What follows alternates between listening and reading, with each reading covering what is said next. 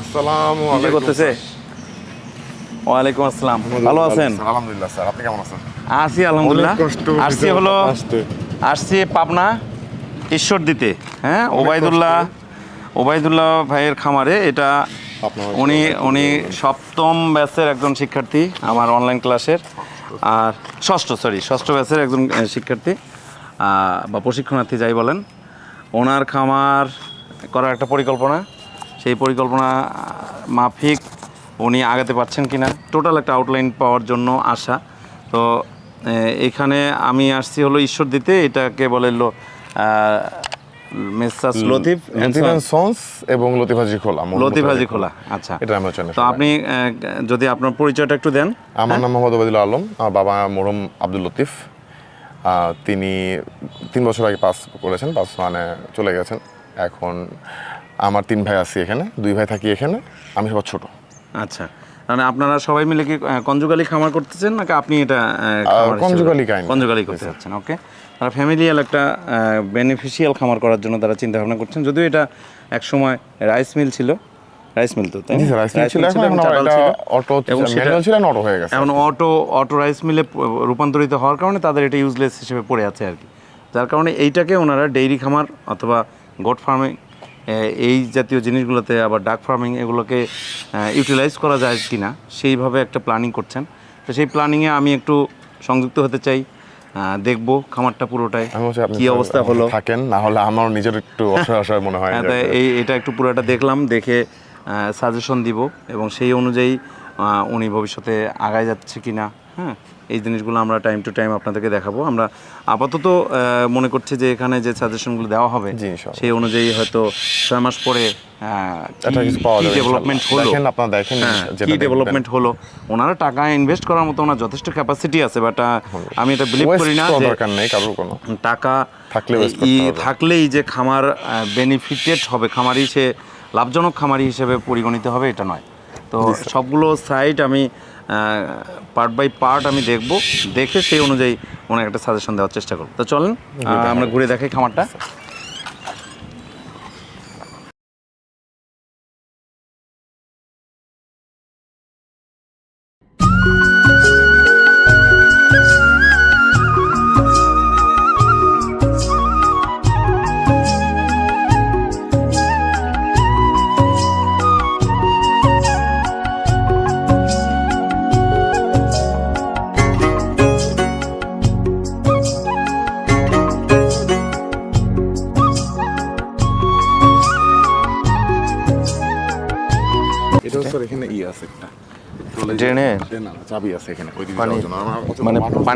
পানি সাবমার্সিবল নাকি?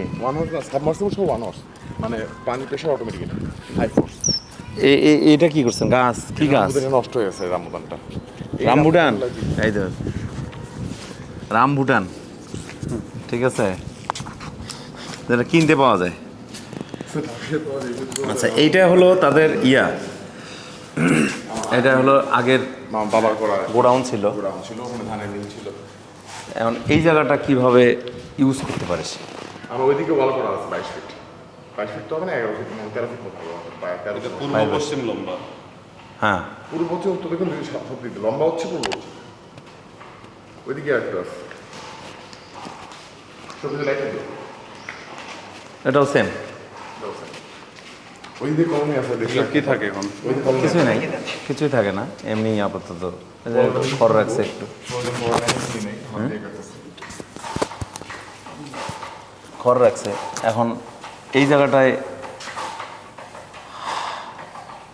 Store room হিসেবে আমি মনে করি যে ঠিক আছে, বাট এগুলোতে কি স্ট্রাকচার করে টাকা নষ্ট করার কোনো মানে আছে কিনা?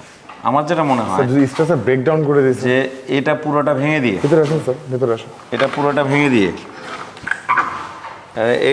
আমি তো দেখছি পুরাতন জিনিসে খরচ বেশি, পুরাতন জিনিসে খরচ বেশি। এটা যদি পুরোটা ভেঙে দেয়, শুধু এটা পুরো ভেঙে দিতে পারবো, পিলার রেখে দিতে পারবো স্যার, ভেঙে দিল। এই সাইডটা হচ্ছে মেইন প্রবলেম। আমি লিন্টার করতে পারবো, লিন্টার করতে পারবো, আমি হাই লিন্টার করতে পারবো, ডাউন লিন্টার করতে পারবো, আমি উপর থেকে ভেঙে দিতে পারবো। মানে এখানে হয়তো জানলার মতো করে উপর থেকে হয়তো আপনার 2 ফিট নামাইতে পারবো, একদম উপর থেকে ডিরেক্ট 2 ফিট নামাইতে পারবো এইভাবে, টিনের নিচ দিয়ে, একদম টিনের নিচ দিয়ে, পিওর ভেন্টিলেশন সিস্টেম যেটাকে বলে। এখানে উপরে নেমে যাচ্ছে, আবার নিচেও নামাইতে পারবো স্যার। একটুখানি একটা প্রবলেম হলো আমার কাছে যেটা মনে হয় সেটা হলো 3 ফুট। এই যে ওয়াইডটা, জি স্যার। একটা শেডের লেন্থ এবং ওয়াইডের মধ্যে একটা সামঞ্জস্যপূর্ণ থাকতে হয়, তো সেটা কিন্তু এটাতে থাকবে না।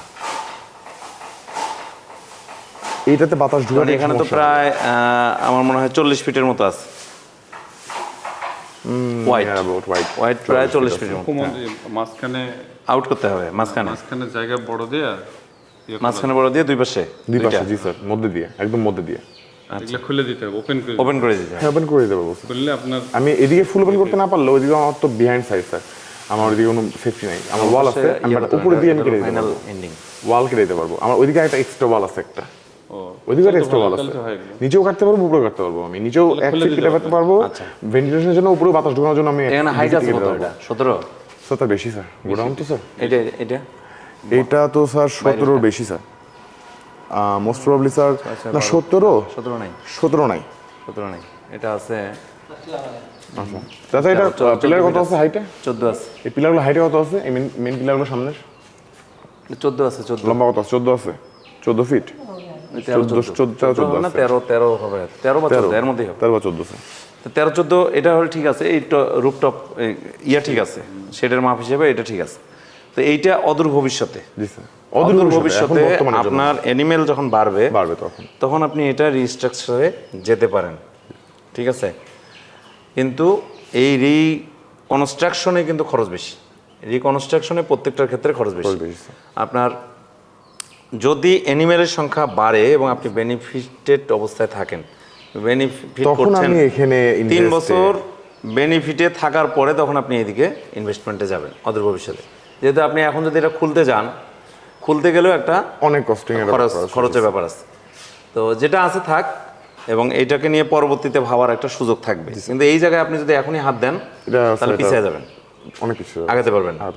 কারণ আপনার অ্যানিমেলের সংখ্যা আগে বাড়াতে হবে। অ্যানিমেল এখন আছে কম, অ্যানিমেলটাকে আগে একটা অপটিমাম পর্যায়ে নিয়ে আসেন, তারপরে আপনি এই ঘরগুলো নিয়ে ভাববেন। এখন যদি এই ঘর নিয়ে ভাবেন এগুলো নিয়ে স্যার তাহলে আপনার পাগল হওয়া ছাড়া কোনো উপায় পাগল নেই। হওয়ার কথা ভাই মনে আছে।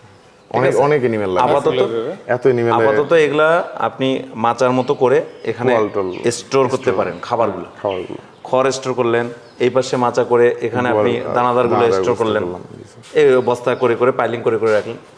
সেক্ষেত্রেও আপনি দেখতে হবে যে টিনগুলো যেটাতে ভালো আছে। না স্যার, এটার জন্য সমস্যা, আমি এখানে স্টোর করতেছি না এই জন্য স্যার, এখানে পোয়ালটাই করতেছি খালি স্যার। আর বাইরে ইট দিয়ে বেড করে নিছি। আর গরু তোলার জন্য স্যার আপনি দেখালাম তো ওই জায়গাটা স্যার স্বল্প পর্যায়ে আপাতত তুলে শেড করার টাকা। এই ক্ষেত্রে এই পাশেও তাই, এখানে তো আবার সেই মেগা স্ট্রাকচার। জি স্যার, এগুলা ভাঙা একটু মুশকিল আছে। এগুলো ভাঙা খুব টাফ। ও জান বাঁচায় আছে। জি ও জান বাঁচায় আছে, এরকম আমার অনেক ছিল স্যার। কিন্তু এই যে মানে আপনি বলেন না ওর কি ঠিক আছে, এই কথা বলার কেউ নাই স্যার। মানে খরচ হচ্ছে, হ্যাঁ ও কি ঠিক আছে, আমি দিব, আমি সবই দেখবো, কিন্তু ও দেখবে না খুঁজে যে কোনটা ঠিক আছে আর কোনটা ঠিক নাই। আমি সবগুলোকে ভ্যাকসিন করলাম, ইচ্ছা করে একটাই করলাম না।